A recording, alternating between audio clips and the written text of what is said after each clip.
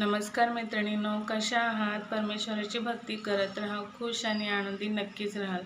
तर मैत्रिणींनो, कधी कधी काय होतं की आपल्या नवरा बायकोंचं पटतच नाही. म्हणजे कधीतरी भांडणं होणं हे वेगळं, पण सारखंच रोज चिडचिड घरात चालली आहे, सण असो वार असो.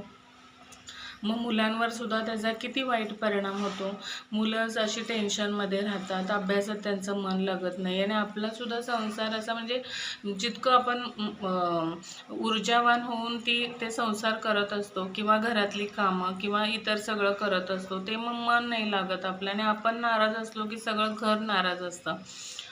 म्हणून नवरा बायकोंच्या मध्ये पुन्हा प्रेमवत संबंध व्हावेत किंवा त्यांच्यामध्ये आपुलकी माया निर्माण व्हावी, एकमेकांच्या संगनमताने संसार व्हावा, एकमेकांच्या भावना त्यांनी समजून घ्याव्यात, असा उपाय तुम्हाला मी आज सांगणार आहे.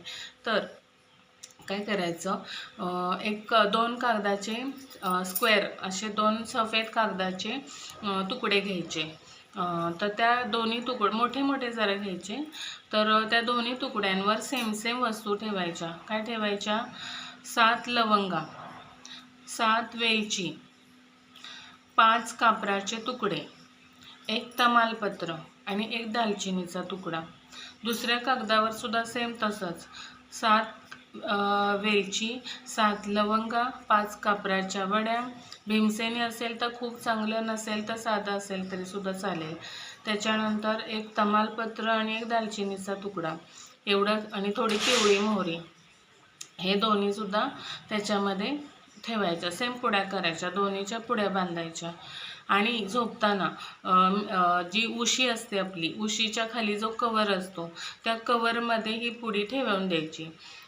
शनिवारी ठेवायची आणि तिथे सुद्धा म्हणजे त्या आपल्या पण म्हणजे स्त्रीच्या पण उशीखाली ठेवायची ती पुडी आणि पुरुषाच्या पण, म्हणजे नवरा बायको दोघांच्याही. त्याच्यानंतर 7 दिवस ती अशीच ठेवायची आणि 7 दिवसानंतर ती गॅलरीमध्ये किंवा घराच्या बाहेर नेऊन तिला प्रज्वलित करायचं, जाळून टाकायचं.